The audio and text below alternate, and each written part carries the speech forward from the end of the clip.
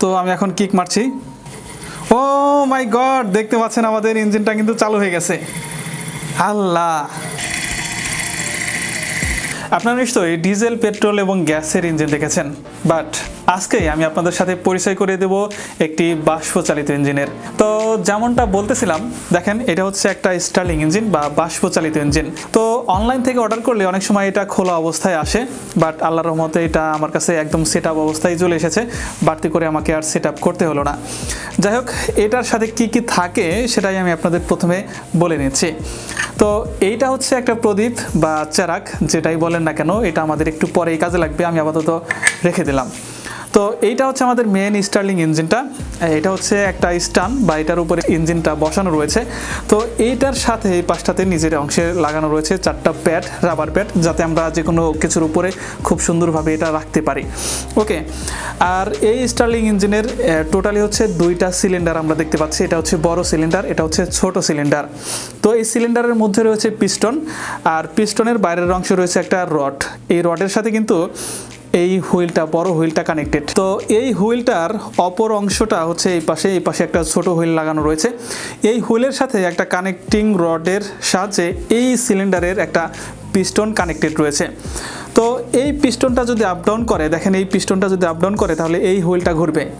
তো এই হুইলটা ঘুরলে এই হুইলের সাথে যে হুইলটা লাগানো রয়েছে, এই হুইলের সাথে যে আমাদের এই কানেক্টর রডের মাধ্যমে যে সিলিন্ডারের যে পিস্টনটা, এটাও ঘুরবে। দেখেন অটোমেটিক ঘুরবে।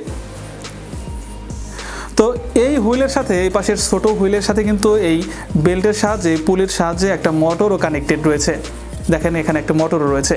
আর আমরা জানি কোনো মোটরকে যদি সামনের অংশ ধরে ঘোরানো যায় তাহলে পিছনের যে পজিটিভ আর নেগেটিভ টার্মিনাল থাকে সেখান থেকে বিদ্যুৎ তৈরি হয়।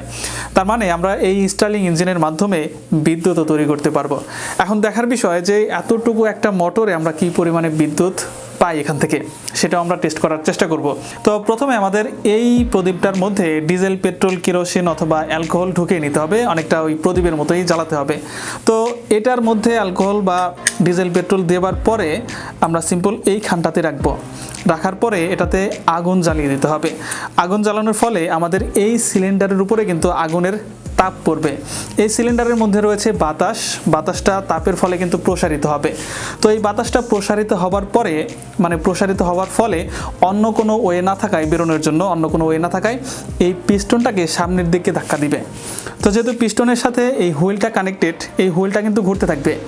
যখন হুইলটা ঘোরা শুরু করবে ঠিক সেই মুহূর্তে কিন্তু এই পিস্টনটা কিন্তু ভিতরের দিকে যাচ্ছে, এটা বাইরে যাচ্ছে, এটা ভিতরে যাচ্ছে, এটার মধ্যেও কিন্তু বাতাস রয়েছে।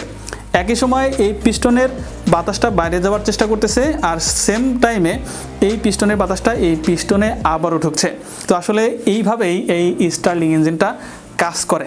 তো এখন আমরা সরাসরি বাস্তবেই এই স্টার্লিং ইঞ্জিনটা আসলে কিভাবে কাজ করে সেটাই আপনাদের দেখানোর চেষ্টা করব। তো আমি এখন এই প্রদীপটার মধ্যে কিছু পরিমাণে কেরোসিন দিয়ে দিব। আপনারা চাইলে ডিজেল, চাইলে অ্যালকোহল ইউজ করতে পারেন, বাট পেট্রোলটা একটু বিপজ্জনক, ওটা ইউজ না করাটাই বেটার হবে।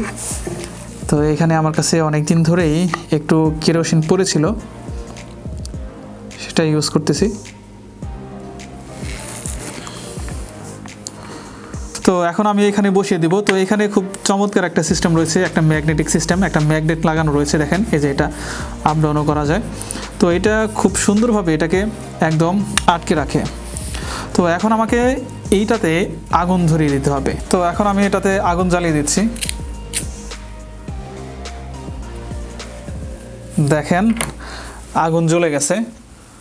আগুন জ্বালানোর পরে কিছু সময় আমাদের এভাবে রেখে দিতে হবে ভেতরকার বাতাসটা গরম হওয়া পর্যন্ত। তারপরে আমাদের কিক দিতে হবে, মোটরসাইকেলে কিক দেওয়ার মতো অনেকটা। তো আমি এখন কিক মারছি। ও মাই গড, দেখতে পাচ্ছেন আমাদের ইঞ্জিনটা কিন্তু চালু হয়ে গেছে। আল্লাহ, দেখেন মনে হয় আমরা সর্বোচ্চ 10 থেকে 15 সেকেন্ড রেখেছিলাম আগুনটা জ্বালানোর পরে। তো দেখতে পাচ্ছেন কত চমৎকারভাবে আমাদের এই স্টার্লিং ইঞ্জিনটা কাজ করছে। আমাদের বাতাসটা প্রসারিত হচ্ছে তাপের কারণে, আর আমাদের এই ইঞ্জিনটা কাজ করছে। আসলে কি বলবো, খুবই চমৎকার লাগছে আমার কাছে। আর এটার সাউন্ড একদম বাষ্প ইঞ্জিন, যেটা আমরা জানি বাষ্প ইঞ্জিন, সেই ইঞ্জিনের মতোই সাউন্ডটা হচ্ছে। দেখেন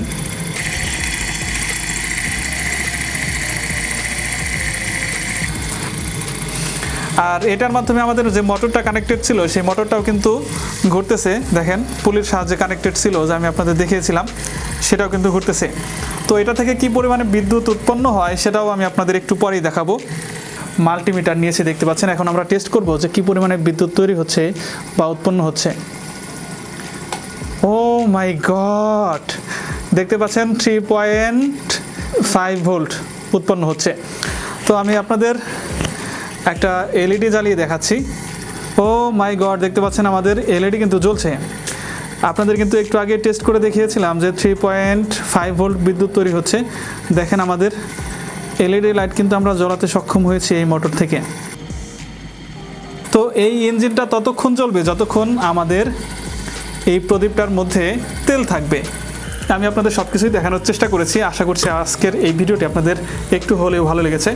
যদি ভালো লেগে থাকে তাহলে একটা লাইক দিতে পারেন, আর এই ধরনেরই মজার মজার সব ভিডিও পেতে চ্যানেলটি সাবস্ক্রাইব করে রাখতে পারেন। আজকের মতো এই পর্যন্তই। ভালো থাকবেন সবাই। আল্লাহ হাফেজ।